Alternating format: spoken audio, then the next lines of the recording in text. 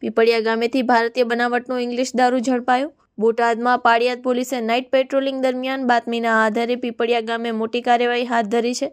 પ્રતાપભાઈ કાથડભાઈ ખાચરના વાડામાં આવેલા ઢાળિયામાંથી ભારતીય બનાવટના ઇંગ્લિશ દારૂનો મસમોટો જથ્થો ઝડપાયો છે। આ કાર્યવાહી દરમિયાન કુલ 1872 બોટલ દારૂ મળી આવ્યો હતો। કુલ મુદ્દામાલની કિંમત ₹5,17,248 જેટલી થાય છે।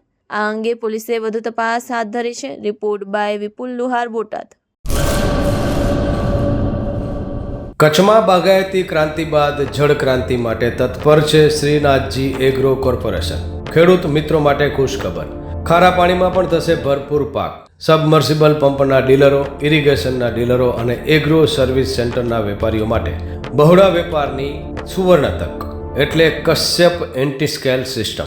આ મશીન ખારા પાણીને પણ ખેતી લાયક બનાવે છે। આ મશીન મેગ્નેટિક નથી, ડીલરશીપ આવકાર્યા।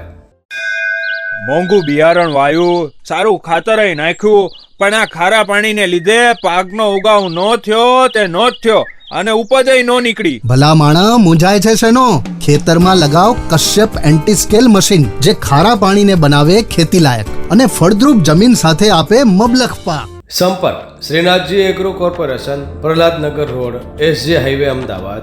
સંપર્ક મનોજભાઈ 98 250 20 331।